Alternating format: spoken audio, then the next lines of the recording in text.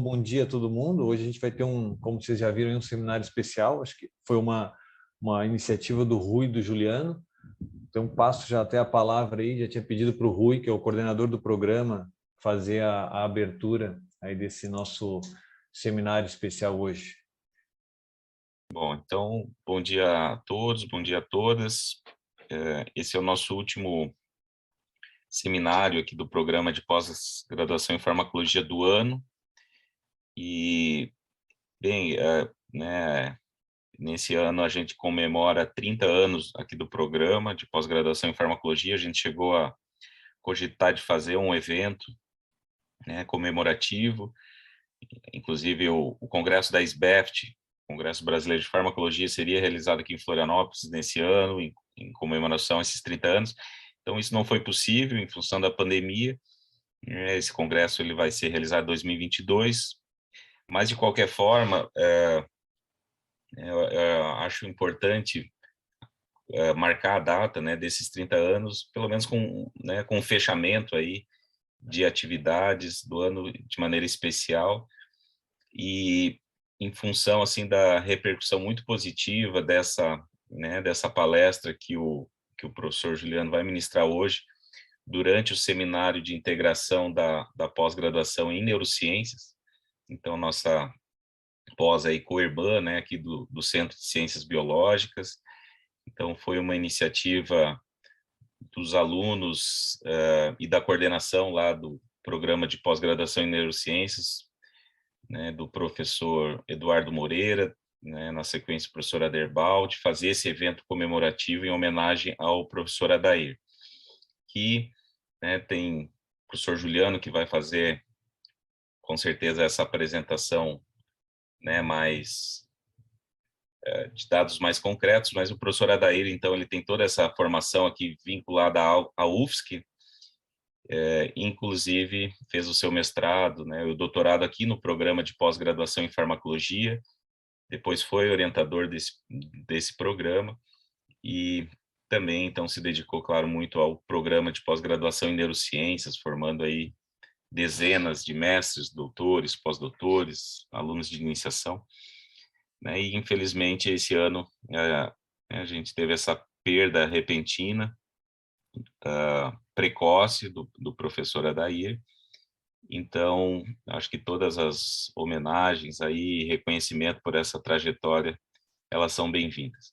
Então, o professor Juliano, ele, além de ser orientador do nosso programa, também tem todo esse histórico, né, de ser egresso aqui do nosso programa, ter realizado toda a sua formação acadêmica aqui, e conheceu, né, o professor Adair justamente nesse contexto ainda de estudantes, né, eu acho que o Juliano ainda até era aluno de graduação quando conheceu o Adair, então ele vai contar um pouquinho disso, né, e inclusive falar um pouquinho desse tema aí que ele escolheu, né, o título para essa seminário, que é Caminhando ao Lado de um Gigante. Então, sem mais delongas, Juliano, te passo a palavra, agradeço muito aí a tua disponibilidade de realizar essa palestra aqui também no nosso programa. Obrigado a você, Rui, ao Daniel, ao André pelo convite para fazer essa apresentação aqui. Então, é um seminário bem diferente, tá? Eu fazer, na realidade, uma homenagem a esse ser humano aí que eu tive o prazer de conviver, né? Que foi muito importante para a minha carreira, tá? Então, não é cabotinismo, não quero ficar falando de mim, eu só vou contar, então, a história da Adair a partir desse contato que eu tive com ele. Eu tenho certeza que várias coisas que eu vou falar, outras pessoas vão ficar identificadas também, porque eu sei que muitas coisas que ele fez por mim, comigo, ele também fazia com várias outras pessoas, né? Ele é uma pessoa extremamente generosa. Então, vou começar contando para vocês. Então, basicamente, eu vou contar histórias, tá? Então, começar contando onde eu conheci o Adair. Um pouquinho aqui, vamos lá. Então, eu conheci o Adair em 1995, tá? Eu era estudante de farmácia na Universidade do Vale do Itajaí, a Univale, e o professor Adair era professor da disciplina de farmacologia, farmacologia 2, a gente chamava, né? Era farmacologia dos sistemas, então cardiovascular, renal, dor, inflamação, antibióticos, etc. Tudo isso aí, o Adair, então, foi meu professor. As aulas do Adair eram extremamente densas, né? Então, tinha muito material para estudar, assim, e eu gostava muito das aulas dele. Eu digo sem problema nenhum que muita coisa que eu sei da farmacologia até hoje são coisas que ele me ensinou lá no começo, nos anos de 1995, assim, né? Principalmente uma visão mais geral da farmacologia, porque na pós-graduação a gente acaba se especializando em alguma área, né? Fica super especialista, mas visão geral, assim, dos sistemas, assim, integração desses sistemas, eu tive com o professor Adair, assim. Eu gostava muito também das avaliações dele, né? Porque, apesar de ser um conteúdo extremamente denso, ele não fazia provas com perguntas do tipo, o que é determinada coisa? Ele fazia a gente usar o nosso raciocínio, né? Para situações, assim, práticas, clínicas, né? Tentando integrar aquele conhecimento às situações, às vezes, cotidianas e práticas. Então, eu adorava esse tipo de abordagem que ele fazia nas avaliações, que era bem não convencional à época, e ele me contou que ele conheceu assim também, porque ele ficou impressionado com as minhas notas. Eu era mais ainda, muito mais ainda tímido, e eu ficava quieto durante as aulas, tal, não fazia pergunta, nada, mas ia muito bem nas provas, e o Adair ficou, quem que é esse cara aí que tira nota boa, ele falando para mim, né, como é que esse cara aí que tá rolando tá fazendo? Daí, aqui, então, em 1995, na década de 90, a farmacologia tinha algumas descobertas importantes, algumas coisas importantes acontecendo, tá? Então, contextualizando no tempo, pessoal, aqui é a época pré-internet, tá? Então, ainda a comunicação é feita por cartas, tá? Não tem e-mail, é carta mesmo, tem que levar no correio, tem que imprimir, tem que escrever, tá? Então, toda essa comunicação. Bem, o que estava quente na farmacologia, principalmente nessa época aí, um dos pontos mais importantes da farmacologia da década de 90 foi a descoberta da segunda isoforma da ciclooxigenase. Então, já se conhecia uma enzima chamada de COX-1. Essa COX-1, então, ela é expressa em vários tecidos, como plaqueta, na mucosa do estômago, nos rins, e ela tinha principalmente funções, então, a épocas, né, na visão da década de 90, simplificada, então, funções, então, fisiológicas. Então, ela era constitutivamente expressa, né, em alguns tecidos, né, e lá exercia funções fisiológicas. Então, em 1992, foi clonado uma segunda isoforma de ciclooxigenase, chamada ciclooxigenase 2, a COX-2, tá? Em 1996, saiu a estrutura tridimensional da COX-2, né, mostrando o seu sítio catalítico. Na realidade, a COX, não sei se vocês já viram isso, ela tem um bolso, então, dentro da sua estrutura, e dentro desse bolso, então, fica o sítio catalítico, no fundo desse bolso, né, e basicamente eles mostravam que o bolso da COX-2 era maior do que a COX-1. Então, por aí eles conseguiram entender por que alguns fármacos anti-inflamatórios não esteroides, tá, que é que são, então, inibidores de COX, até o Sérgio Ferreira já tinha descoberto isso já, por que alguns ligavam preferencialmente na COX-1 e não na COX-2, e ao contrário também, né?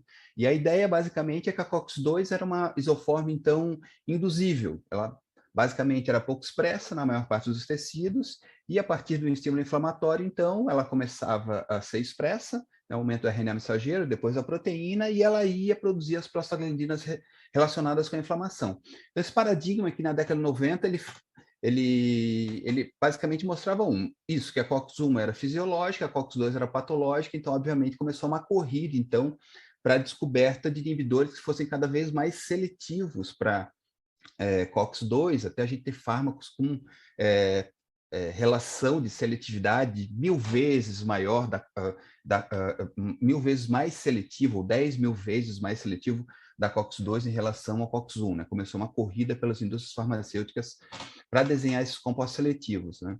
E como é que o Adair aqui entrou aqui nessa história? Assim, vou mostrar minha foto aqui da minha turma de formatura. Tinha duas meninas da minha sala, a Estela Mares e a Gilceia, estão ali circulados em vermelhinho. Essa aqui é a Gilceia, essa aqui é a Estela Mares, eu estou aqui atrás, tá? Então, elas faziam TCC, o trabalho de conclusão de curso, com o professor Adair, né? Eu pensei que ele era só professor de farmacologia, mas ele também orientava os TCCs do curso de farmácia. A Estela Maris e a Gilceia, elas acabaram se formando comigo, mas elas faziam algumas disciplinas mais adiantadas, tal, e elas me contaram, tal, que faziam, inclusive, pesquisa no laboratório, elas estavam fazendo uma pesquisa no TCC, e me atraiu muito, eu tinha gostado bastante de farmacologia, e fui, então, prestar uma prova para ser monitor da disciplina de farmacologia, né? Então, eu fui monitor durante muito tempo na química geral, no laboratório de química geral, e depois, então, eu fui para a disciplina de farmacologia, né? Que era uma coisa mais aplicada à farmácia, tal, que gostava bastante. Então, lá eu vi, então, a Estela Maris e a Giséia fazendo a sua pesquisa, o mesmo laboratório que era um laboratório só, onde se fazia aulas práticas dos vários cursos de graduação, e era feitas pesquisas, então, nas horas vagas. Então, para fazer alguma atividade de pesquisa, eu tinha que saber os horários das aulas e tentar achar um lugar, um espaço, então, de tempo para poder fazer os experimentos. E a Estela Maris, a Giséia, mas o Adair publicaram esse trabalho aqui já em 1998, já. Isso aqui é um TCC que já era um artigo científico, pessoal, um artigo científico de uma revista, então, internacional, em inglês, mostrando o efeito antinociceptivo, então, do meloxicam. O meloxicam, o fármaco, já era vendido antes da descoberta da COX-2, e na década de 90, eles descobriram que, daqueles ANs que já eram disponíveis no mercado, o meloxicam dos que tinha maior seletividade por COX-2. Então, o Adair usou, então, esse novo conhecimento, esse ressurgimento, então, de poder explicar como o meloxicam funcionava, ele viu, então, que o meloxicam tinha efeito tipo antinociceptivo em modelos, então, de dor em camundongo. Então, assim, eu já achei muito impressionante, já, tipo, fazer um TCC em pesquisa, publicar esse TCC, e, obviamente, então, eu queria fazer isso também. O técnico desse laboratório era o Laboratório de Fisiologia e Farmacologia, era o Arnaldo Vilain Filho, que está aí presente, tá, Arnaldo? Um abração aí para você, fazia tempo que eu não te via. Então, o Arnaldo falou para mim, tu quer fazer pesquisa, professor, aí, daí faz pesquisa. Inclusive, o próprio Arnaldo era um pesquisador também nesse laboratório, o próprio técnico do laboratório se empolgou, então, com o convite do Adair, também fazia pesquisa, então, e eu disse, não, Arnaldo, apresenta aí o Adair, tal, eu quero entrar nesse jogo aí. E o Arnaldo me apresentou o Adair, tal, mais formalmente, tal, e eu comecei a fazer, então, pesquisa lá também com o Adair, então, como iniciação científica voluntário, tá? Bem, então, o que eu sabia desse trabalho, então, do Adair com a COX-2, mas quando eu entrei no laboratório, então, o Arnaldo até que me falou isso, assim, o Adair trabalha muito com planta medicinal. E nessa época, até hoje ainda, né, mas nessa época era muito forte esse sentimento assim, dessa necessidade que a gente tem de desenvolver novos fármacos, que uma fonte importante desses fármacos, então, era plantas medicinais, que a gente tinha muita planta, né, a nossa diversidade muito grande e tal, e a gente, então, uma das coisas que eu descobri que o Adair fazia também é ser um pesquisador em farmacologia de produtos naturais. Então, contextualizando aqui essa parte de produtos naturais, só é surpreendente isso, mas aqui é uma notícia só da Folha de São Paulo de 2001, tá? Para mostrar para vocês que até esse ano não existia uma regulamentação, uma regra que obrigasse as indústrias farmacêuticas a mostrar a segurança e a eficácia dos produtos fitoterápicos. Então, tinha muito produto fitoterápico no mercado, então, produtos que vêm, então, de uma fonte natural, né, principalmente extratos de planta, mas um grande, maior, com raríssimas exceções, né, esses produtos, então, não tinham demonstração nem de segurança, nem de eficácia. E também eu fui lá descobrir lá com o negócio do Adair, né, que nesse processo de desenvolvimento de fármaco era super importante, então, a etnofarmacologia, então, o uso então, popular das plantas, né, como uma fonte de inspiração para a gente fazer o desenvolvimento de novos produtos. Inicialmente, para verificar a própria segurança que essa planta tinha para a utilização na população geral, mas também com vistas a desenvolver produtos, então, no futuro, né? Então, eu gostaria de falar também que essa parte de legislação para os fitoterápicos teve um papel muito importante do professor Elisaldo Carlini, né? Em 95, ele deu o pontapé inicial para ter essa mudança, Mas, obviamente, né, a força política das indústrias farmacêuticas não era fácil, foi lá para 2001, depois que saiu o projeto da gaveta, para, então, uma primeira legislação então, que obrigasse as indústrias farmacêuticas a fazer testes de segurança e eficácia. E daqui a pouco eu vou falar para vocês que isso vai acabar impactando o nosso trabalho, porque começou a criar uma demanda dentro das universidades para que as universidades, então, fizessem esses testes então, de segurança e de eficácia. Então, quando eu fui falar com o Adair, ele falou, estou começando a trabalhar com uma planta aqui, ó, Epidendrum fungens, era Epidendrum moseni, chamava na época. Então, ela é uma orquídea, tá? Ela é encontrada muito aqui nas restingas, aqui do litoral sul. Então, para quem já andou na restinga da praia, ela é muito bonita, então ela tem uso ornamental também. Eu tenho um pé aqui na minha casa, está chamada de sumaré da praia, ou orquídea da praia. E ela tem indicações populares, né, para vários usos, então, como anti-infeccioso e também para processos dolorosos.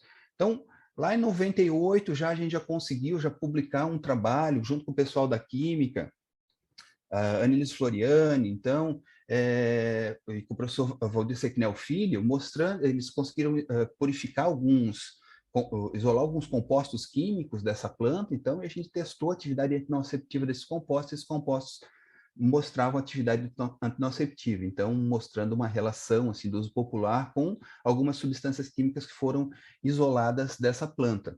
Né? Então comecei a minha iniciação científica trabalhando com a Adair, trabalhando então com produtos naturais, então, e fui descobrir então que essa era a principal linha de pesquisa dele na época. Vários outros meus colegas de laboratório, como o próprio até Arnaldo, sempre trabalhavam a Vedelia paludosa, eu não lembro de todas as plantas, mas tinha planta para chuchu. Cada um, basicamente, trabalhava com uma planta, né? E defendia uma planta diferente, então, ainda lá em Itajaí. Bem, e aqui, quando eu fui trabalhar com a Adair, eu já estava no ano final para me formar, já no último ano da faculdade, né, do curso de farmácia, que eu comecei, então, a trabalhar com a Adair. E eu estava, para falar a verdade, meio perdido ali no final do curso, porque eu não sabia o que ia fazer da vida. Eu sabia que eu não queria fazer habilitação em análises clínicas, indústria, nada dessas coisas. Pensando em trabalhar também, né, começar a me virar, né? Daí eu estava falando com o Adair sobre isso, ele falou, não, por que tu não vai fazer mestrado? Vai fazer mestrado em Florianópolis, eu faço mestrado lá, eu acho que o meu orientador tem uma vaga lá. Então, eu peguei opa, ótimo, tá dentro aí, eu quero continuar estudando, né? Se tiver uma vaga, se tiver alguma coisa, vamos lá. Dele, vou conversar com o meu orientador, que é o professor Calixto, né? E ele conseguiu conversar com o professor Calixto, depois de umas semanas ele voltou lá, ele falou, falei com o Calixto, marquei uma reunião no sábado, tá? Então, para quem não sabe, tá? Naquela época o Calixto, não sei hoje, mas naquela época o Calixto, um dos dias de trabalho do laboratório era o sábado, tá? E sábado à tarde, tá? Então a reunião foi marcada sábado à tarde, o Adair me acompanhou, eu já conhecia para os outros professores, porque na Farmaco 1 eu fui aluno da professora Márcia, que também está aí assistindo. Oi, Márcia, um abraço aí para você, e o professor Valfredo também. E eles me falavam do professor Calixto como alguém muito bravo. Eu imagino, todo tímido, eu fui falar com o Calixto, eu gaguejava, tremia, super nervoso para falar, mas enfim, ele me aceitou com uma vaga por causa da indicação do Adair, né? Uma vaga para uma bolsa chamada de aperfeiçoamento, pessoal. Isso aí nem existe mais. Eu peguei o último lote dessas bolsas, que era uma bolsa que era o seguinte, para alguém que já estava formado, então ele não podia ter mais uma bolsa de iniciação científica, mas a pessoa não tinha passado na prova do mestrado, então ele não era nem um mestrando, aquele vácuo que a gente fica às vezes em situação, existia uma bolsa para contemplar as pessoas que estavam nessa situação, chamava de aperfeiçoamento, que o valor era entre uma bolsa de C e uma bolsa de mestrado, né? Então, eu consegui então essa bolsa com o Calixto e basicamente, quando eu me formei, um mês depois eu já estava em Florianópolis, já em 97, já fazendo já o aperfeiçoamento, né, para prestar a prova de mestrado no final do ano, tá? E lá eu fui conhecer em Florianópolis, né? Aqui em Florianópolis, eu fui conhecer o Adair, então agora não como meu professor, como meu orientador de pesquisa, de iniciação científica, eu fui conhecer ele, o outro lado dele, como um doutorando, como estudante também, né? Como eu, então, no laboratório do professor Calixto.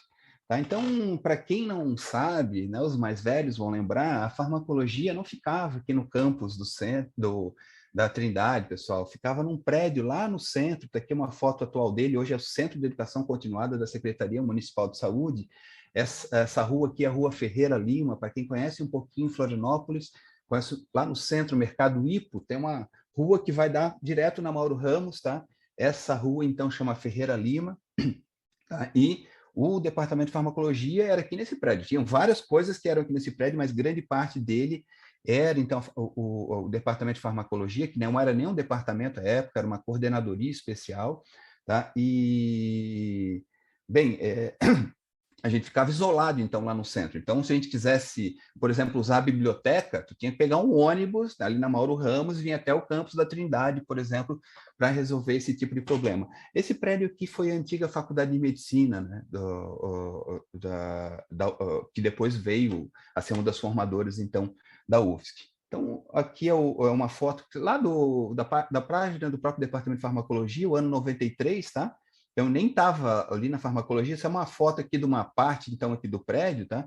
Então, mostrando o Adair, está aqui, ó, baixinho, pequenininho ali atrás do Giles, né? Aqui o Calixto, tá? Que usava bigode na época. O professor Valfredo, né? Para quem não lembra, que é a Rose, que era aluna do Calixto também, professora Tereza, professora Yara, professora Rosa, né? Então, vocês vão reconhecer algumas pessoas aí, então, da foto, tá? Essa aqui, acho que é uma das primeiras turmas, então, da farmacologia. Eu cortei aqui, mas o professor Takahashi está aqui no segundo andar nessa foto. Se vocês entrarem na página lá da Farmaco, na seção de fotos, vocês vão achar. E bem, lá nessa parte do aperfeiçoamento, o que eu consegui fazer? A gente conseguiu estudar mais aquela epidendro, aquela planta que a gente estava estudando desde lá de Itajaí, a gente daí testou vários extratos da planta, viu a questão, então, toxicológica de segurança, investigou o mecanismo de ação, então, conseguiu complementar aquele trabalho, então, em relação à farmacologia de produtos naturais, daí já trabalhando, né, em associação com o professor João Batista Calixto, né, mas aqui nessa publicação, o Adair ainda é o último autor ainda da publicação dessa ideia que veio lá de Itajaí. Então, aqui basicamente é quando eu conheci o Adair, então, lá na Farmaco Antiga, nesse prédio, então, super antigo, lá na Rua Ferreira Lima. Então, bem, aqui depois eu tive a felicidade de passar, então, no final do ano, na seleção de mestrado, né? Entrei no mestrado, e durante o mestrado, daí foi de fato, mas não de direito, porque hoje ainda não pode, mas na época menos ainda, né? Um aluno de doutorado co-orientar uma dissertação, né? Mas era de fato meu orientador, porque ele, por vários motivos, ele teve a ideia original e ele me ensinou técnicas essenciais para fazer esse trabalho. Ele fazia acompanhamento dos experimentos, via a parte estatística, desenho experimental, então foi ele que me ensinou isso tudo, então me ajudou durante o mestrado. E eu tive a felicidade do meu mestrado, já publicar meu trabalho, já na Neuropharmacology, que é uma revista super boa. E as pessoas ficam, mas como é que esse pessoal do Calixto publicava tanto já no mestrado e tal? Bem, pessoal, era uma rotina de trabalho, tá, extremamente intensa, como eu comecei a falar para vocês. Tá? O Calixto exigia que a gente chegasse às 8 horas da manhã no laboratório e ficasse até terminar o dia, que normalmente era depois das 6 horas da tarde. Então, a rotina de trabalho era extremamente apertada. Se trabalhava nos sábados também, de manhã e à tarde. O Calixto dizia que queria ver as pessoas motivadas, né? E no sábado para ver quem estava motivado, então, com o seu trabalho. O Calixto também tinha uma secretária só para ele, então, durante essa época que eu não me preocupava em comprar reagente, eu só passava para a secretária o reagente que eu queria, o número do catálogo da Sigma, ela entrava em contato com a empresa, tal. Então, toda essa parte burocrática, então, a gente tinha uma secretária exclusiva para o professor Calixto, né? A Patrícia, então, que cuidava, então, dessas coisas para a gente.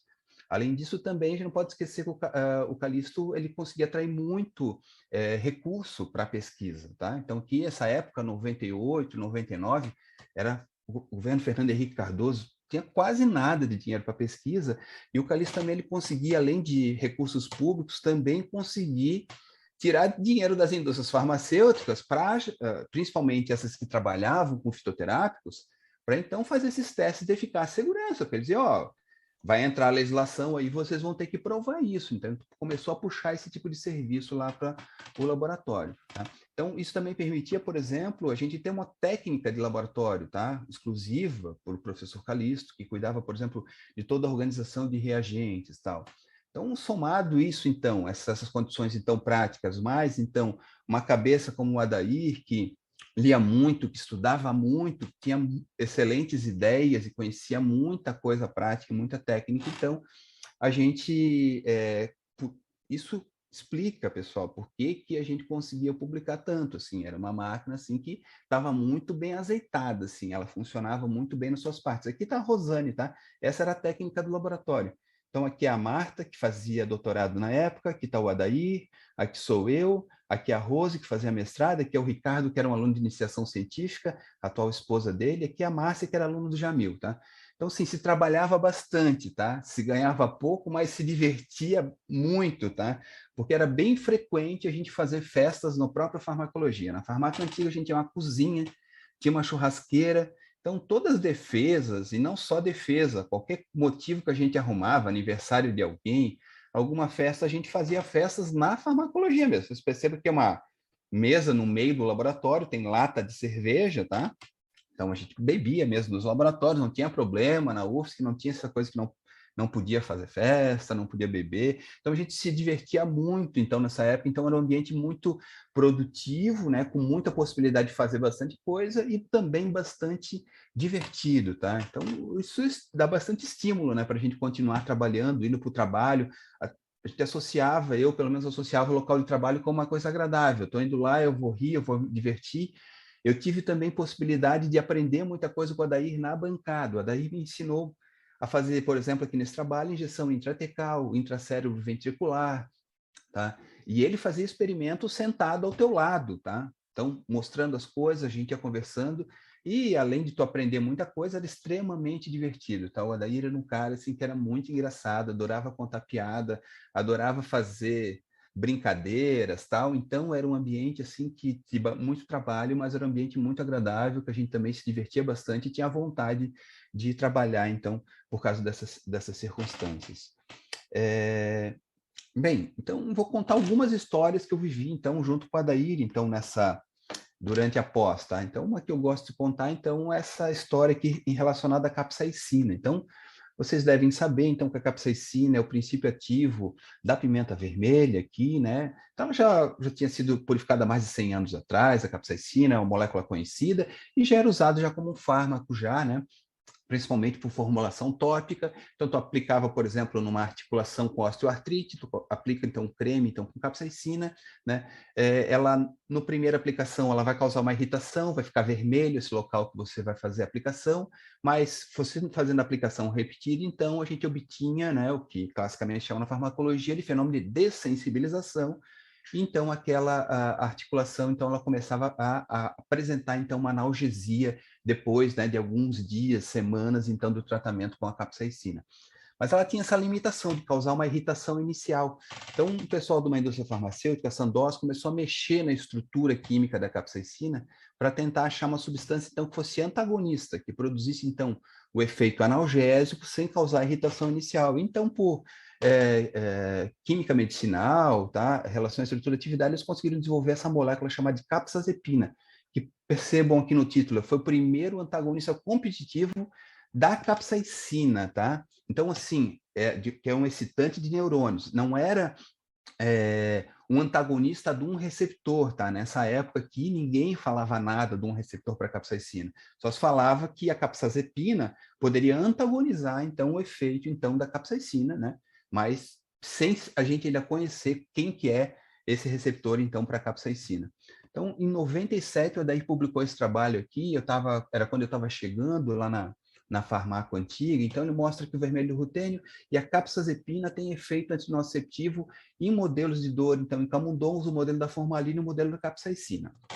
Mas é uma coisa interessante. No modelo da capsaicina, por exemplo, ele mostrava que se tu injetar a capsaicina perifericamente, o animal vai expressar comportamentos tipo dolorosos, tá?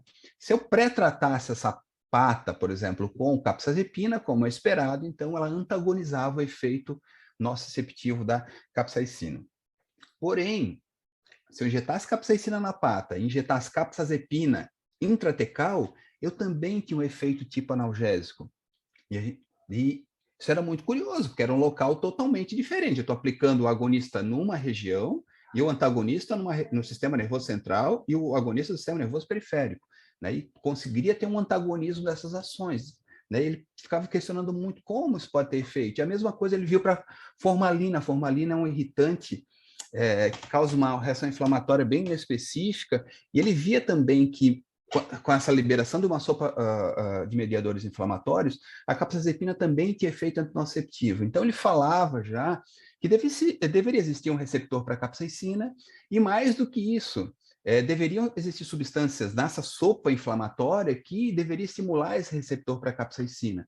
E ele escreveu isso nas primeiras versões do trabalho, ele mandou esse trabalho primeiro para o British Journal of Pharmacology e tomou pau, tá? E ele falou que os revisores não gostaram nada dessa história de ficar dizendo que tem receptor, que tem um ligante endógeno por esse receptor, que era extremamente especulativo, né? Porém, né, logo depois que ele publicou esse trabalho aqui no Neuroscience Letters, então, em outubro de 97, então sai a clonagem, então, do receptor para capsaicina, tá? Que eles descobriram, então, que era um receptor também estimulado, então, por calor. Então, o David Julius, então, que fez essa descoberta, né? E por causa dela, entre outras, mas essa foi a mais pesada aqui, né? Levou ele, então, a ganhar o prêmio Nobel desse ano, tá? De Fisiologia e Medicina. Então, tá aqui o David Julius por descobrir, então, esse receptor para a capsaicina. Ele chamava de receptor vaniloide, ou agora é chamado receptor TRPV1, né? E mais do que isso, alguns anos depois, eles começaram a mostrar que, de fato, existiam ligantes endógenos para o receptor da capsaicina, tá? Para o receptor vaniloide. Então, começaram a descobrir o que a gente chama, então, dos endovaniloides, né? Substâncias tipo capsaicina endógenas, tá?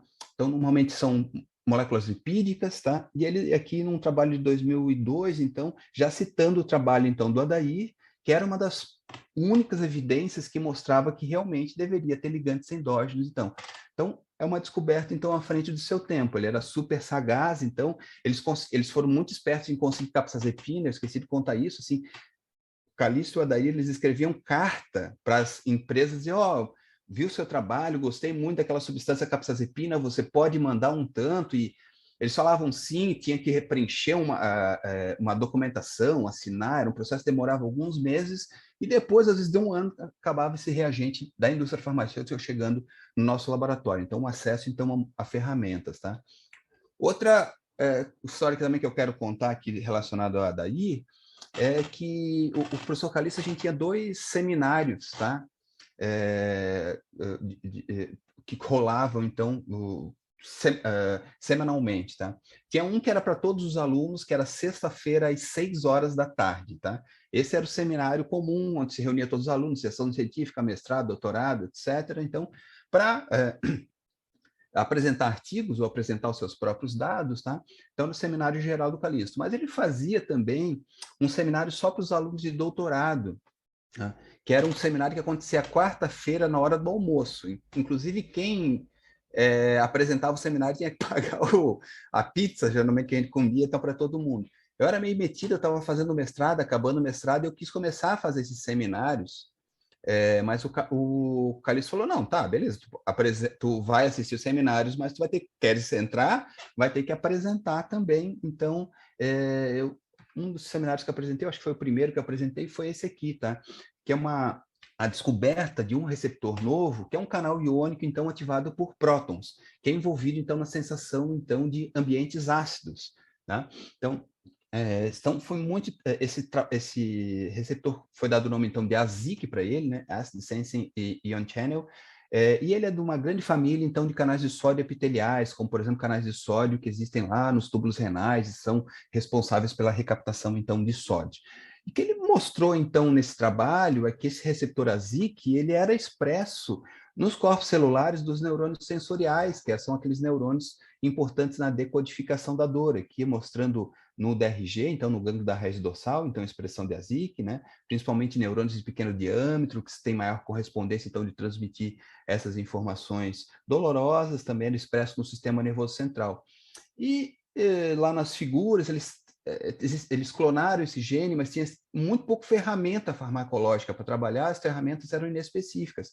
Eles testaram, então, bloqueadores desses canais de sódio, então, epiteliais, que eu tinha falado para vocês, para ver se, como eles eram assemelhados, se essas substâncias eram capazes de bloquear a resposta do ASIC, tá? Então, fármacos como, por exemplo, a amilorida, né, que é um fármaco diurético, né? Então, a amilorida, vocês percebam aqui, vai aumentando a dose dela, vai inibindo, então, o receptor ASIC.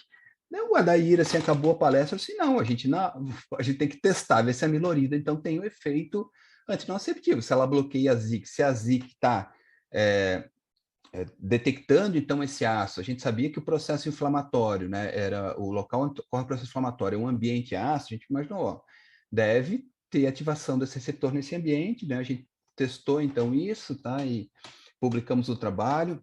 Então, de um seminário, que às vezes os alunos ficam, ai, que chato, eu vou ter que apresentar o seminário, não aguento mais, papapá. Então, assim, de um simples seminário, que pode ser uma coisa banal, que a gente pode esquecer das coisas, o ADE já veio já com uma ideia já para fazer já experimento, tá? Ah, não, vamos testar tal coisa, vamos testar essa hipótese, e a gente testou e viu que a amilorida, por várias vias da administração, ele tinha efeito do tipo antinociceptivo, tá? A gente não conseguiu publicar numa revista também muito boa, por causa da falta de seletividade da amilorida, mas alguns anos depois, então, foi confirmado, então, que a amilorida conseguia bloquear esses receptores ASIC, né, em seres humanos, então, e numa situação, então, que eles induziam dor, então, confirmando os nossos achados. Então, às vezes, de um simples seminário, a gente desenvolvia um projeto de pesquisa que depois acabava gerando, então, artigos científicos para a gente. Então, ele estava acabando o doutorado, daí nessa época ele acabou em 2000, o doutorado dele, está aqui a capa da dissertação, análise do mecanismo de ação nociceptiva de princípios isolados de planta.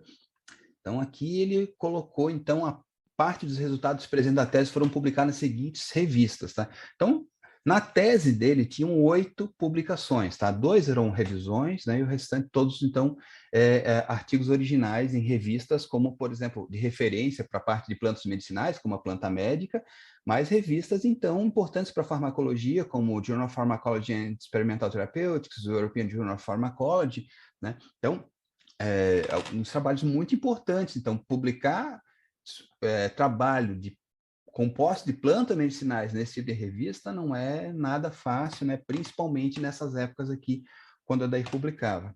E mais do que isso, pessoal, ele fez mais uma lista de outros trabalhos que ele produziu durante o curso de doutorado. Então, assim, só para mostrar a capacidade, são 22, tá? Se eu somar os 8 que entraram, então esse cara publicou, durante a época do doutorado dele, 30 artigos científicos, tá? Então, isso mostra, assim, a quantidade de trabalho, assim, que ele tinha, esse entusiasmo, essa vontade de fazer, e uma capacidade também muito boa de trabalhar com vários assuntos diferentes, tá? Então, assim, não vou desenvolver só o assunto da minha tese. Se ele achava interessante, como, por exemplo, aquilo que eu falei para vocês do amilorida, ele embarcava, estimulava, a gente ia junto, então, para publicar. Então, só para vocês verem que ele sempre foi um cara que foi super produtivo, né? Quando ele acabou o doutorado, ele começou a fazer, ele era professor da Univale, ele começou então a fazer concursos para federal, né, para ter um pouco mais, uma estrutura um pouco melhor para fazer pesquisa. Na época ainda a Univale tinha uma estrutura de pesquisa, estava começando, acho que não tinha nem biotério, nem direito. Na época, o Arnaldo vai lembrar, o Adair levava os camundongos daqui de Florianópolis lá para Itajaí para a gente fazer os experimentos, no Corcel 2, depois no Monza dele, né? Então, a gente tinha pouca estrutura lá, uma estrutura difícil para fazer pesquisa, então ele começou a fazer concurso para várias federais, tá? Inclusive aqui no Departamento de Ciências Fisiológicas, então, onde ele acabou passando. Então, ele virou professor, então, da fisiologia. Então, num primeiro momento, então, ele, pouco a pouco, então, ele meio que saiu lá do laboratório do Calixto e foi abrir o seu próprio laboratório, né? Foi atrás do seu sonho para criar, então, sua estrutura de pesquisa.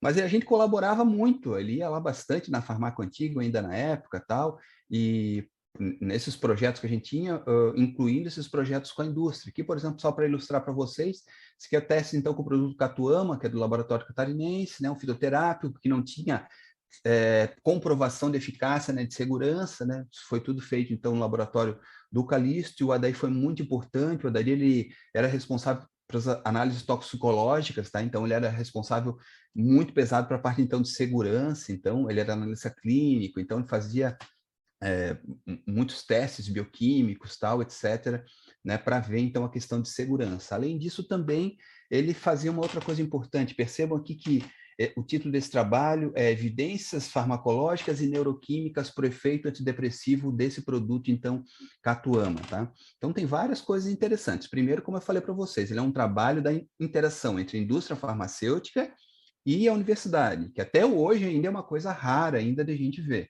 Então, aqui em 2004, a gente começou a fazer isso, antes já tinha essa interação. E além da parte farmacológica também, tá? Esse negócio dos agonistas, antagonistas, etc., né? Com a farmacologia mais clássica, o Adair também ele conhecia bastante de neuroquímica, tá? Que pouca gente conhecia, tinha muito poucos laboratórios fazendo. Estava chegando um pessoal lá de Porto Alegre que estava vindo na bioquímica, como, por exemplo, a professora Ana Lúcia, que fazia algumas coisas, a professora Ana Lúcia fazia experimentos lá com a gente, ensinou muita coisa para o Adair, e o Adair depois me ensinou. Então, nesse trabalho, por exemplo, de neuroquímica, tá? Aqui são recaptação de noradrenalina, serotonina e dopamina, então, em sinaptossomos, então, de rato, então, tá? De sistema nervoso central de rato, então, em vários tecidos diferentes. Então, basicamente, vocês percebam aqui que a captação de serotonina é bloqueada pela fluoxetina, a de noradrenalina pela desipramina e a da dopamina pela cocaína, e a catuama também consegue, de maneira concentração dependente, fazer uma redução dessa captação. Então, são ensaios in vitro, usando substâncias radiativas, né, num laboratório então, especializado e com equipamento, então, para fazer esse tipo de análise. Então, a gente também faz essa análise neuroquímica, de lá saber exatamente qual que é o mecanismo de ação. Isso foi muito importante na minha carreira, porque o Adair me ensinou muita coisa, mas pouco a pouco o laboratório dele foi crescendo no departamento de ciências fisiológicas e cada vez menos ele ia lá no Calixto. E tinha uma demanda, inclusive, por laboratórios, né, para a gente fazer esse tipo de teste. Então, ele me ensinou muito dessas técnicas de neuroquímica também, que depois me auxiliaram bastante na minha carreira, tá? Que é uma festa junina, tá, pessoal? A gente fazia todo ano, tinha a festa junina na Farmac, aqui o Adair, tô eu, o Michel, a Fábia, minha ex-esposa, e a Rosane, a técnica do laboratório, tá? Então, assim, para vocês verem, assim, que a gente, esse ambiente, então, de trabalho, mas também com pausas, então, para festas, comemorações, etc., para fazer do ambiente de trabalho uma coisa mais agradável.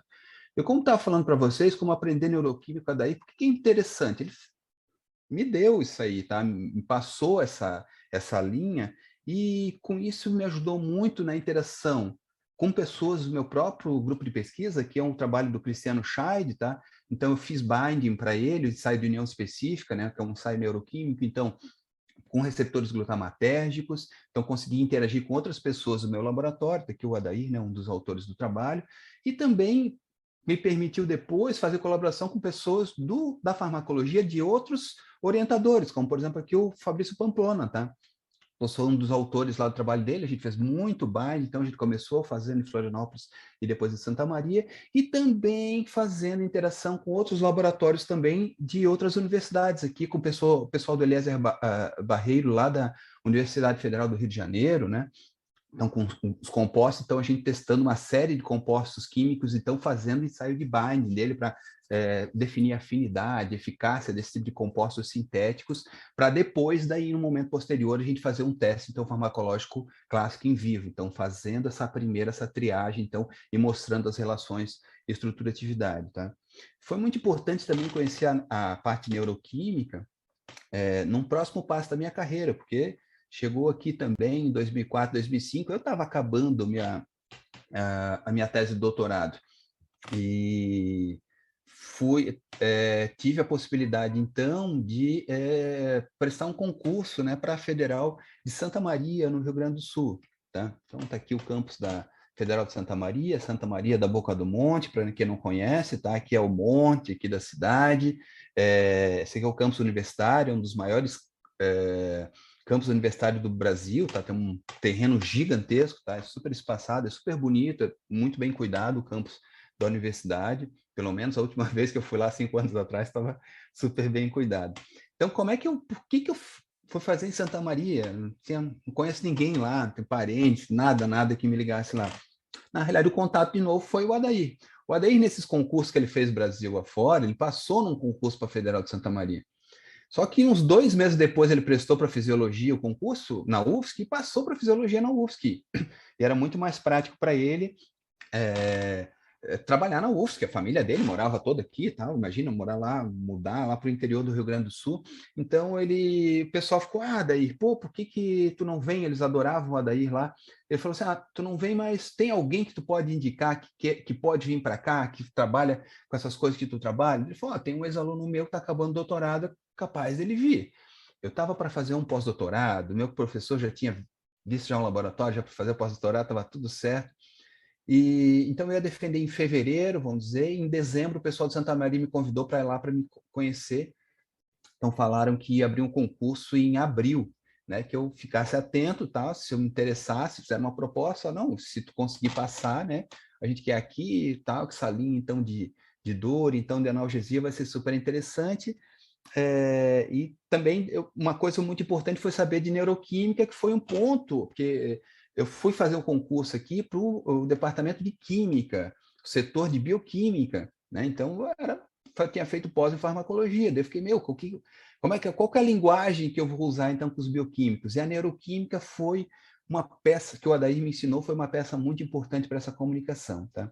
Então, eu passei no concurso lá, eles demoraram um ano para me chamar e tal, mas eu acabei indo por lá de novo, assim, com essa indicação do Adair. Não, obviamente, eu tive que passar num concurso público, né, mas as pessoas já me conheciam lá e queriam que fosse para lá, e quando eu cheguei lá, fui muito bem atendido. O professor Luiz Fernando tá na área lá de Santa Maria, já aparece já.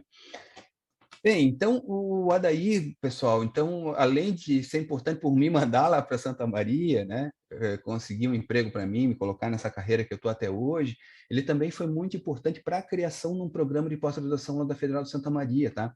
Foi o programa de pós-graduação em farmacologia. Como eu falei para vocês, eu entrei num concurso para o departamento de química. Lá a gente tinha uma pós-graduação em bioquímica toxicológica, que existe até hoje, tal, tem nota 6, um curso de pós-graduação muito bom. Mas não existia pós-graduação em farmacologia não só em Santa Maria, não existia no Rio Grande do Sul. Tinha uma demanda gigantesca, um monte de universidades públicas, privadas, precisando de professor de farmacologia, inclusive, e não existia programa de pós-graduação em farmacologia no estado. Então, junto com o professor Carlos Mello, então eu ajudei e junto com o Adair a criar esse curso de pós-graduação. O Adair então, foi muito importante para ajudar eu e o Carlos a montar, né, a estrutura do curso, o que a gente deveria estudar, etc. E nos primeiros anos, o Adair, todo semestre, ele ia dar cursos lá em Santa Maria.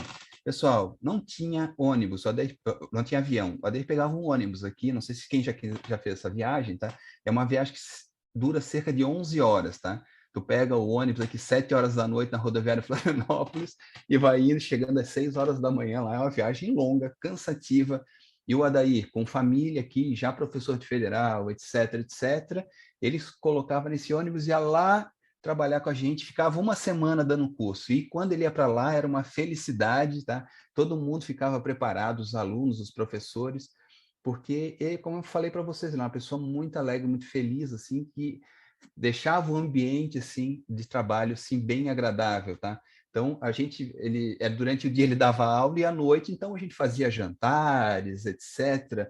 E era muito, ele fazia comida para a gente, cozinhava para a gente as paçocas de pinhão dele nessa época que eram muito famosas lá em Santa Maria quando ele ia fazer lá dar os cursos para a gente, tá? Então ele em banca, ele sempre então estava em Santa Maria, sempre era uma alegria muito grande a gente receber ele lá, tá? Então lá a gente também fez uma colaboração, agora daí como ele já eu e ele já como professores já, então fazendo colaboração, então só no trabalho, inclusive com plantas medicinais, né? Estou já quase acabando, tá, pessoal? Um último ponto que eu quero falar, um dos últimos pontos que eu quero falar do Adair é a capacidade que ele tinha de formar redes. Então, tudo que eu estou falando para vocês que ele fez lá em Santa Maria, ele fez em vários outros lugares também, tá? Então, aqui é o meu conhecimento, tá? Que eu conheço dele ficar falando, estou eu trabalhando com não sei quem, com não sei quem, com não sei quem, não sei aonde. Então, tem um mapa que eu consegui marcar. Então, o pessoal de Córdoba, que ele trabalhava, tinha a gente lá em Santa Maria, mas tinha um pessoal lá de Porto Alegre, que ele trabalhava em alguma coisa, o pessoal do Unisul, ele trabalhava também, além de Florianópolis, o pessoal de Curitiba, ele orientou lá na pós em farmacologia, então depois ele também estava dando uma força lá para o NEI em Foz do Iguaçu, lá em São Paulo com o pessoal de Botucatu, né? Ele tinha uma interação também bem interessante com o pessoal da Federal do Espírito Santo. Eu sei que tinha interação com pesquisadores da Embrapa de Brasília. Em Rondônia também, lá no programa de pós-graduação, ele ia muitas vezes para Rondônia. Tinha interação também com o pessoal de Belém. Eu acho que algumas pessoas sabem até bem mais aqui, tá? Interações então que ele tinha. Então ele tinha uma grande capacidade de formação então de redes, então a gente acabava conhecendo muitas pessoas dessa rede dele, então formando uma rede então de colaboração então de pesquisa, tá? Então meu último artigo com ele é esse aqui, em 2016, um artigo lá do professor Luiz Fernando, né, que a gente continuava colaborando, então percebam-se que era bem comum então ele botar pessoas então em contato dos vários lugares do Brasil, então, para quê? Para fazer pesquisa, para fazer aquilo que a gente precisasse fazer. Né? Então, esse é o meu penúltimo slide. Só para vocês terem ideia do tamanho do Adair, tá? Esse aqui é um ranking, existem vários rankings com seus pontos positivos e negativos, então, só para ilustração, quando eu estava preparando a palestra, eu vi essa notícia do Divulga UFSC lá, que ela tem 165 pesquisadores entre os mais influentes da América Latina, então eu fui dar uma olhada, como é que está o Adair aí nesse ranking aqui? E, bem, esse aqui é o ranking, tá, galera? Perceba que o primeiro é o professor João Batista Calisto, né, com o índice H aqui de 93, então, aposentado, hoje no CIEMP, então aqui no norte da ilha, mas quem estava exatamente atrás do professor Calisto era o Adair, então até com uma média de citação até anual, até superior ao professor Calisto. Tá? E, além disso, também eu consigo ver nessa lista várias outras pessoas que colaboraram com o Calisto. Então, por exemplo, eu falei para vocês da professora Ana Lúcia. A Ana Lúcia ensinou muita coisa da parte de neuroquímica para Adair. O Adair interagiu muito com a professora Ana Lúcia quando ela... no início dessa linha dela de pesquisa com depressão, que é forte, super forte até hoje, né? Também o professor Moacir Geraldo Pisolati foi um fitoquímico muito importante que ele trabalhou aqui em Florianópolis. Quando ele veio para a fisiologia, o Pisolati, então, vai ser o principal fitoquímico, né, que ele fazia interações, então, né? O professor Moacir também foi muito importante na carreira do Adair. O Marcelo Farina, que também tem trabalho com o Adair também. Se não me engano, essa vaga que o Adair passou lá em Santa Maria era um concurso de uma vaga que tinha sido deixada aberta lá pelo Marcelo, que era professor lá na Federal de Santa Maria, e eu estou aqui embaixo, então tem que muito para fazer para chegar então perto dessa galera, então só para mostrar para vocês o tamanho, então, que era o professor então Adair em termos de produção científica. Então, como mensagem final, então, algumas palavras, então, para sintetizar, então, o que eu era Adair, tá? Primeira coisa, humildade. Um cara com um currículo daquele ali que eu mostrei para vocês, normalmente que é mais comum, assim, ser uma pessoa arrogante, que se acha pra caramba, que está no centro do universo, né? Mas o Adair era uma pessoa super humilde, assim, tu falava com ele, quem não sabia o que ele era, o que ele trabalhava, assim, não tinha ideia, né, de quem ele era, da produção, né? Então ele nunca se escondeu atrás de currículo nenhum, assim. Ele era super humilde, ele falava com o professor titular da universidade, ele falava também com o aluno de iniciação científica da mesma maneira, tá? Ele não tinha arrogância nenhuma, assim, era super humilde para aprender com todo mundo. Ele até o final da carreira dele, uma coisa que eu acho super interessante, ele foi estudando mais coisas, né? Eu falei para vocês, a gente estudava planta. Depois ele já se deu conta, muito tempo atrás, do que hoje a gente chama dessas práticas alternativas e complementares de saúde.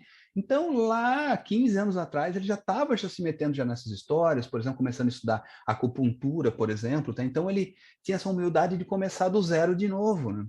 Então, vou começar agora uma linha de pesquisa nova, por exemplo, que ele achava, então, relevante.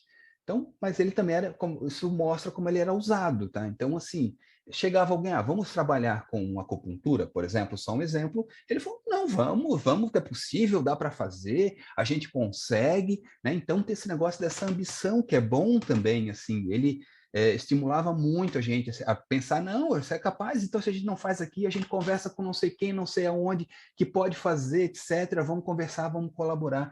Então, ele era bastante ousado em termos, então, da pesquisa que ele fazia. Outra característica do Adair, então, era a questão, então, de generosidade, tá? O Adair é uma pessoa extremamente generosa, tá? Dentro da pesquisa, tá? Então, se precisasse qualquer reagente, qualquer equipamento, qualquer coisa, vai falar para ele, ele ia te emprestar esse negócio, então, na hora, tá?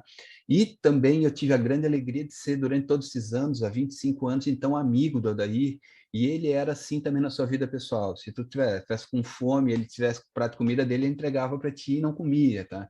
Então ele era desse tipo de pessoa extremamente generosa, assim, dividia muita coisa com todo mundo, assim, abria mão de algumas coisas que não precisava, então, para, né, mostrar então isso, assim, né, essa capacidade que ele tinha então de dividir os conhecimentos com todo mundo.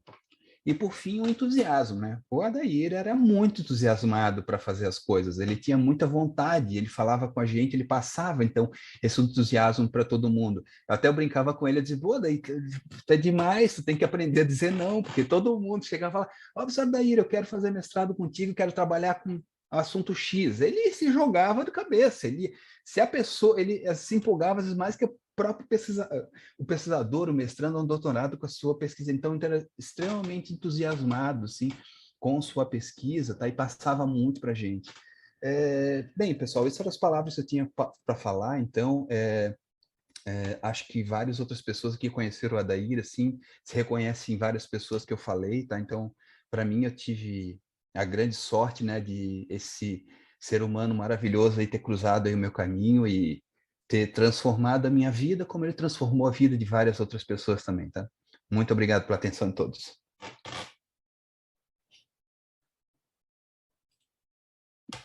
Muito obrigado, Juliano, pela essa lindíssima homenagem ao professor Adair. E, bom, como nós temos algum tempo, né, e acho que aproveitando essa oportunidade que nós temos uma audiência aí, não só em termos de quantidade, né, mas muitos ex-alunos do professor Adair, colegas de laboratório, então seria legal a gente abrir a palavra também para alguns depoimentos. Eu pediria que a gente, assim, para dar oportunidade para quem quisesse falar, que a gente fizesse, né, depoimentos mais curtos, pontuais, e talvez poderíamos iniciar aí passando a palavra para Daniela, né, que se manifestou no chat, a viúva do professor Adair. Daniela, fique à vontade, muito obrigado por, né, estar presente. Lhe passo a palavra.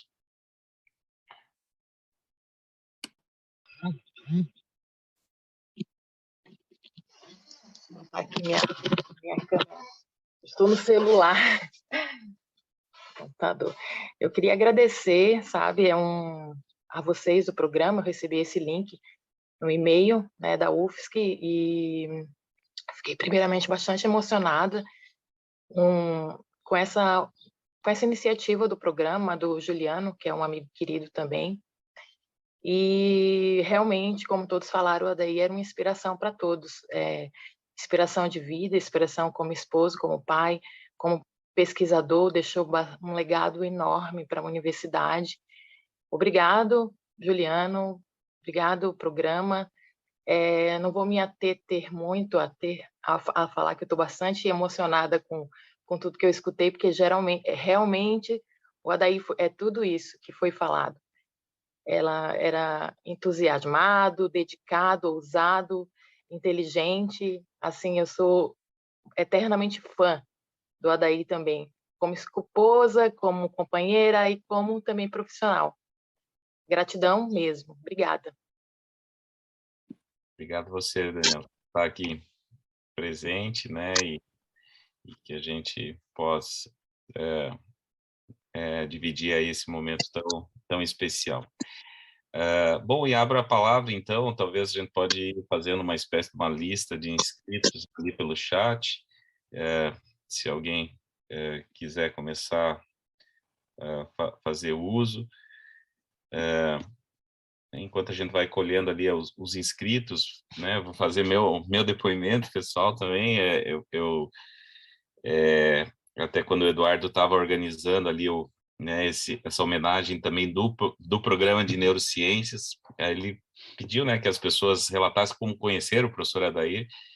O meu contato com ele é aquela história, né, quando tem uma pessoa tão produtivo, a gente primeiro ouve as histórias, né? Então, assim, quando eu fui para o meu primeiro congresso de farmacologia em Águas de Lindóia, os congressos da SBEFT lá, né, que a gente ficava todo mundo reunido no hotel, ia de ônibus, o Adair já era famoso, né? Então, assim, pô, o Adair, né, publica muito, pá, pá, pá.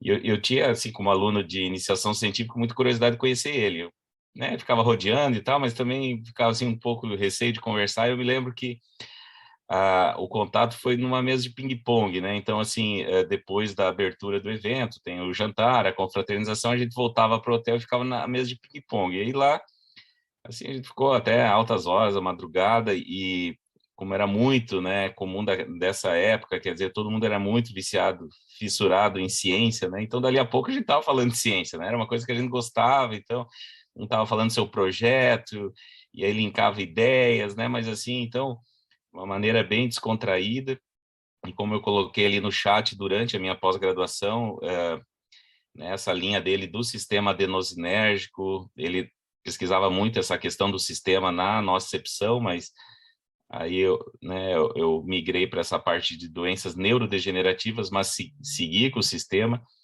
e inclusive fui bater, né? Fui um desses que precisei da generosidade dele, fui bater na porta dele, do laboratório, para conseguir reagentes, antagonistas seletivos A1, A2A, e ele não teve a menor dúvida, né? Não, leva aqui, separa, pesa, ele, né, mesmo preparava isso, só depois me conta o que deu, né? Ele falava assim, me conta o que deu, tá? A gente discute, então, essa, assim, é a minha, né, esse relato. Não sei quem é que está aqui inscrito, eu acabei falando e me perdi na lista aqui. Quem gostaria de Acho que o Edmundo e o Rui. vai me ajudando aí. Edmundo, por favor. Bom dia, Juliano, Rui, Daniela e todos os colegas e amigos presentes aqui. Parabéns, Juliano, né? Mais uma vez, contar uma história do Adair, você conta com uma mistura muito elegante entre aspectos pessoais e profissionais, né? Parabéns ao programa, Rui, pela homenagem dele. Só interrompi para falar, porque a cor do meu cabelo já denuncia que eu e Adair já conhecemos há algum tempo, viu, Daniela? Eu e Adair fomos colegas de graduação. Eu fazia ciências biológicas, ele fazia farmácia, junto com o Carlos Pinto, que já comentou isso para vocês também. E, na época, nós éramos os 3 únicos estudantes que fazíamos estágio de iniciação científica, na época, no antigo MIP, né, orientados lá pela Sônia Gonçalves, na época. E foi muito bacana, porque a gente começou de uma época que a melhor amizade veio de uma inundação. Quando deu 1 metro de água dentro dos laboratórios, a gente se juntou, o Carlos, eu e ele, e começamos, junto com uma bela garrafa de cachaça, a aprender como é que a gente ia reerguer aquilo tudo que tinha sido perdido. Então, tinha uma geladeira, um fluxo laminar, uma pipeta, né? O meio de cultura para a gente chegava importado de Belo Horizonte, trazido em garrafa de Johnny Walker, autoclavado, então não podia contaminar num porão desgraçado, cheio de fumo, né? Então, a gente começou a trabalhar nessa condição, foi muito prazeroso e de muito aprendizado mútuo, né? E eu ressalto o último slide de Juliana, que daí sempre foi daquela maneira, né? Especialmente a humildade dele, que eu tenho hoje para mim, para os meus alunos, de dizer, puxa, não sei, me explica. Né? E o não sei hoje parece que as pessoas se sentem avexadas ou parece algum sinal de estupidez, né? E eu acho que é um sinal de grandeza você dizer para os outros, puxa, não sei, me explica isso. Né? E eu acho que foi assim que ele teve o grande boom científico dele. Ele ouvia, ele procurava saber, ele queria entender os pormenores. Né? Muito bacana. E nós fomos nos primeiros congressos juntos. O Carlos deve ter falado isso lá, na outra conversa também, o Rui e o Juliano, né? Era muito bacana. A gente, os 3 juntos viajando. E uma vez nós fomos de Fusca, de São Paulo a Caxambu. Né? A professora Sônia, a professora Márcia, já falecida também, no banco de trás, eu daí na frente, com um toca-fita daquele Walkman da Sony, cada um com um fone escutando Pink Floyd. E a gente viajava nas curvas de Caxambu e as professoras enjoadas atrás, coitadas. Era uma inspiração nossa, a gente vinha conversando uma loucura do que ele estava fazendo, do que ele estava fazendo na época, e assim. O caminho nos separou, né, em termos de pós, e acabou nos juntando na época justamente da Univale, né, porque como ele foi para lá para dar umas aulas numa parte do curso de medicina, eu fui para dar outras. E a gente se juntou lá para fazer a história do primeiro laboratório de pesquisa dele trabalhando lá. Então, hoje, né, a daí que me perdoe, mas não só transportar camundongo em carro, como o Juliano apontou, mas como fazer visitinhas sorrateiras a outros laboratórios para conseguir o que a gente precisava para fazer lá, né? E eu acho que nos desculpe os que foram surrupiados em pequeno porte, mas eu acho que o que eles fizeram foi adubar, né, uma semente que floresceu com muita força, que dá muito fruto até hoje, né? Eu só tenho a agradecer ao amigo Odair, né, muito mais o amigo do que o cientista, pelo exemplo de vida que ele foi, né? A perseverança dele, a resiliência dele era algo inabalável. Quando tudo dava terra arrasada, ele dizia, não, vamos tomar uma, vamos fazer isso, vamos fazer aquilo e vamos para frente. Ele era bem assim, né? Ele sabia ressurgir, né, de uma situação ruim e tirar o bom proveito daquilo. Parabéns, Juliano, parabéns, Rui, pelo programa, né? Emocione-se, Daniela, porque ele merece, tá bom? Um abraço para vocês, obrigado pela oportunidade. Obrigado, Edmundo. Acho que quem está aqui, Daniel vai me ajudando aqui na É sequência. a Clélia agora. Clélia, por favor.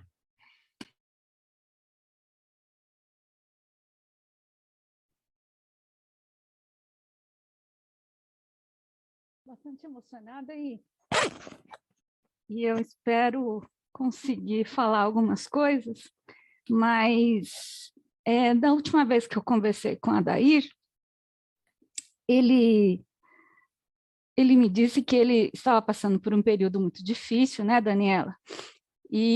Mas, ao mesmo tempo, ele estava muito feliz, porque ele, remotamente, né, ele era um tipo de pessoa que queria gente por perto, né? E essa pandemia transformou, né, esse sentimento de estar próximo, né, das pessoas, né? Ele sofreu muito, né? Eu acho que uma pessoa como ele, que queria muita gente por perto durante esse período de pandemia, fez com que muita gente sofresse. Mas uma mensagem que eu gostaria de trazer para vocês é que nesses períodos finais, né, ele falou que ele estava muito feliz porque ele tinha feito uma atividade online com os ex-alunos. Ele queria saber onde é que estavam aqueles ex-alunos que ele tanto influenciou, né? E ele fez esse seminário, né, com ex-alunos, e ele estava se sentindo muito feliz, porque ele viu que ele tinha modificado, né, e transformado a vida de muita gente, e ele não tinha noção disso. Então, ele me chamou para fazer um seminário, e foi essa declaração que ele deu, né? Então, assim, muitas vezes as pessoas têm que morrer para saber exatamente o quanto ela influenciou muita gente. Então, ele conseguiu visualizar, pelo menos em vida, nesses seminários, o quanto ele mudou a vida de muita gente, né? E eu acho que ele estava se sentindo, assim, bem feliz por essas homenagens, né? E eu tenho certeza que ele está, né, com toda a espiritualidade que ele tinha, ele está sentindo toda essa homenagem, toda essa dedicação, né, que todo mundo teve. Então, assim, acho que eu gostaria de deixar essa palavra, né? Vocês sintetizaram muito, né, o que ele era, né? Mas também, assim, eu gostaria de colocar esse sentimento, que foram as últimas palavras que a gente trocou, né? O quanto ele estava se sentindo feliz por saber o quanto ele modificou a vida de muita gente, tá? Um abraço, Daniela. Eu não te conheço pessoalmente, mas eu sei, assim, o quanto ele era feliz, né? E o quanto vocês modificaram e inspiraram a vida deles. Parabéns pela homenagem. Obrigado. Ney, acho que você está o próximo aqui. Olá, pessoal, bom dia. Parabéns pelo programa, pela homenagem. Bom rever o Juliano também, há algum tempo, à distância. Parabéns, Juliano, pela fala. O Rui eu tenho mais contato ultimamente. E um beijo para a Dani também, que está aqui, que faz tempo que eu não vejo. Eu só quero agradecer também esse espaço, dar os parabéns para vocês, e destacar, como o Gino falou, o quanto o Adair é um cara que dava muita oportunidade, como o Gino falou, né? E uma questão importante é isso, as pessoas precisam, às vezes, está difícil, uma chance de poder trabalhar, né? O Adair é um cara que dava isso, dava uma chance para você tomar. Não consigo mais falar, desculpa.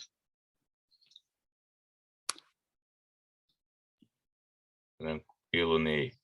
Às vezes a emoção toma conta mesmo, mas depois se sentir aí mais recuperado e quiser fazer uso da palavra, fica à vontade aí para retornar também.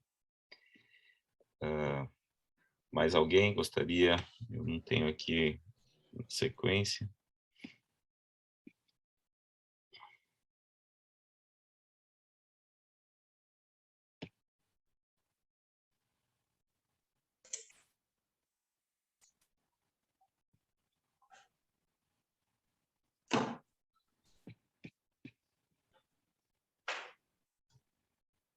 Daniel, tem mais alguém inscrito que eu posso não ter percebido?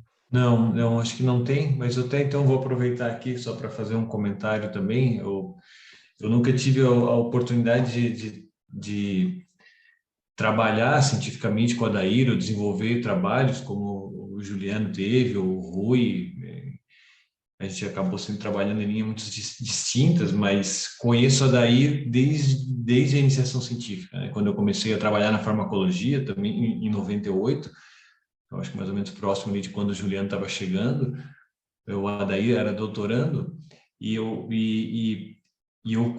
ia muito ao laboratório do professor Calixto, né? Porque a estrutura do laboratório do Jamil ainda era pequena e a gente usava muito lá, e era muito realmente inspirador ver a motivação do grupo, né? E o Adair era um dos líderes do grupo, por ser um dos doutorandos ali, um dos primeiros do grupo do Calixto, e era muito inspirador. Aquilo, eu até brincava, porque a gente tinha uma chave para poder entrar, às vezes usar alguns equipamentos, mas nem precisava de chave, parecia farmácia 24 horas ou emergência de hospital, e nunca fechava as portas. Sempre tinha alguém trabalhando lá, e o Adair sempre muito motivado, né? Sempre muito. O que o Juliano colocou é muito verdade, ele tratava todo mundo muito bem, porque quando eu chegava lá nessa época, eu era um aluno de iniciação científica totalmente desconhecido e que de repente entrava dentro do laboratório, e o Adair era sempre muito receptivo, muito amigo, camarada. E sim, sempre foi aquele grupo, né? E aí, principalmente a figura do Adair sempre foi, assim, sempre foi uma grande inspiração, eu acho, até para a geração que vinha depois, né? Que eu acho que eu era um jovem começando, né? Então a gente via essas pessoas trabalhando e motivadas e felizes, né? E gostando, então a gente ficava com vontade de participar e trabalhar. E era um ciclo virtuoso muito bacana, né? Foi muito legal ter convivido com a Adair durante esse período. Era isso. Obrigado. Bom, se não temos mais, né, inscritos aqui, talvez Juliano, já que você é, né, o grande aí responsável aí por, né, organizar essa apresentação e toda essa homenagem, né, aqui em nome do programa, que atualmente estou coordenando, te agradecer muito aí por essa disponibilidade, né, realmente esses momentos talvez a gente tenha que realizar com mais frequência, né, saber conseguir fazer essas homenagens também em vida, claro, né, para pessoas que são tão importantes para o nosso programa. Mas talvez para fazer um fechamento, Juliana, eu te convidaria aí para as últimas considerações e aí a gente encerraria, por favor. Tá bom. Inicialmente, quero dar um abração na Dani. Dani, abraço. Também os testemunhos do Ney, do Edmundo, da professora Clélia, né? Todo mundo estava aí, assim, muita gente, tal. Só mostra assim como ele era amado assim por muitas pessoas, assim. Então, assim, o Adair ele tinha uma característica também que, claro, a gente está totalmente arrasado, né, com o que aconteceu, mas ele também mostrou caminhos, né, para a gente, assim, que ele era extremamente espiritualizado, né. Então, ele tinha uma concepção, assim, do mundo, assim, muito rica, e ele, com certeza, ele tá aí, né, eu sinto que tá aí ainda, tal, não. Então, ele me inspirou e inspirou vários outros, né? E eu acho que essas lições que ele passou para a gente, assim, são eternas, né? Elas sempre vão ficar aí, né? Como exemplo mesmo, assim, né? Porque uma coisa que era muito importante no Adair é que ele era de fazer, sabe? A gente vê muitas pessoas hoje falando, eu vou, eu pinto, eu bordo, eu faço, fica no... E ele pegava, ele fazia mesmo, né? Ele ia atrás, assim, então, pô, isso é uma característica, assim, muito importante, assim, nele, tá? Então, essa inspiração aí que ele passou pra gente, assim, é muito importante. A última vez que a gente tinha conversado, a gente estava combinando, porque estava esse negócio do prédio novo e não abre, a gente, pô, vai abrir, porque a gente ficava meio distante lá na fisiologia, na farmácia, a gente não se via tanto quanto gostava de ver, assim, ele com um monte de aluno, eu também, aquela loucura, e ele falou, não, quando vir aqui para o CCB novo, tal, né, vai ser legal que a gente vai ficar mais perto, tá, vai poder trabalhar mais perto de novo, assim. Eu já tinha conversado porque ele também tinha habilidades manuais, né, era metido a marceneiro, ele estava combinando comigo de fazer os móveis do laboratório e tal. Foi a última coisa que a gente conversou, assim, então ele era não só do conversa, era de fazer também, né, na pessoa que construiu, assim, bastante coisa e esse legado dele vai ficar pra gente, assim. Tá bom, pessoal? Isso eu acho que eu também não estou conseguindo mais falar muito e tal, mas sim, um beijão para todo mundo aí que atendeu aí o convite, que participou da sessão, assim. Então, muito obrigado mesmo, tá, para todos pela atenção aí. Só mostra assim como ele era querido por muitas pessoas. Assim. A Rosane aqui, ela se inscreveu para falar também. Rosane, por favor. Muito obrigada pela palavra. Eu estava tentando levantar a mão aqui, mas eu não conseguia. Primeiro, assim, agradecer esse espaço para todos nós. Dani, meu abraço, meu carinho. E queria falar da gratidão que nós temos. Eu sou professora do Departamento de Enfermagem. Eu tive o prazer de conhecer o Adair há muito tempo atrás, quando eu coordenava a parte de ensino e pesquisa do EMOSC, e ele foi pedir um estágio para nós, né?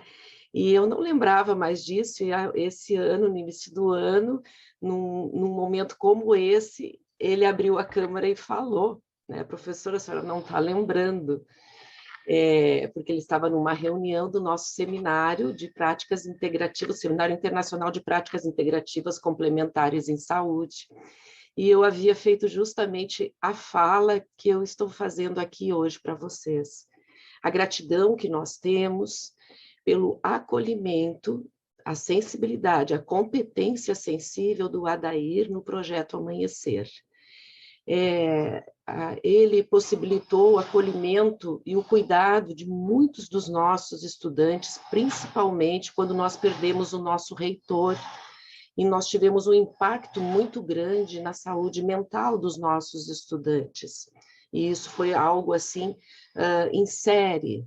E o projeto Acolher, onde o nosso Adair, né, estava à frente, fez um acolhimento e um cuidado que é inesquecível. Então, nós temos essa gratidão imensa, né, vendo todo esse legado que ele nos deixa, e deixa um legado também de responsabilidade social, de afeto compartilhado, né, e de muito acolhimento. Eu fiquei muito tocada porque eu tive a oportunidade de dizer o que eu estou dizendo aqui para ele exatamente no nosso encerramento, alguns dias antes da partida, que nos pegou, né, com tanta surpresa e nos deixou tão tristes e com um vazio muito grande, mas eu tive a oportunidade de dizer isso para ele, né, na sua participação no nosso Seminário Internacional de Práticas Integrativas Complementares em Saúde, aonde ele tem outro legado que ele nos deixa, né, muito importante, inclusive neste momento da pandemia, onde nós temos, além da pandemia, outras pandemias junto, como do agravo à saúde mental, e com as práticas integrativas complementares em saúde, dentro do nosso Sistema Único de Saúde. Isso tem sido um apoio muito grande, tanto para os profissionais da área da saúde, que estão muito espoliados, quanto para a própria população em geral. Então, fica aqui, né, como um símbolo, né, que eu sei que ele gostava muito, né, esse momento de gratidão eterna. E meu abraço e meu carinho para você, Dani, e também gratidão por esse espaço. Muito obrigada. Obrigado, professora Rosane. Ainda bem que você conseguiu se manifestar. Acho que foi um excelente fechamento aí para a nossa sessão. Bom, então, obrigado a todos, a todas aí por prestigiarem. Essa sessão foi gravada, então, além das dezenas de pessoas que aqui puderam participar, com certeza, né, isso vai se repercutir, ser ampliado, e nós, né, conseguiremos aí atingir um número imenso aí de pessoas, né, com compartilhamentos, etc. Essa justa homenagem ao professor Adair. Então, encerro aqui a sessão, agradecendo mais uma vez o professor Juliano por essa iniciativa e desejando a todos e a todas aí um excelente dia, né, um bom final de ano para todos. Um abraço, até mais.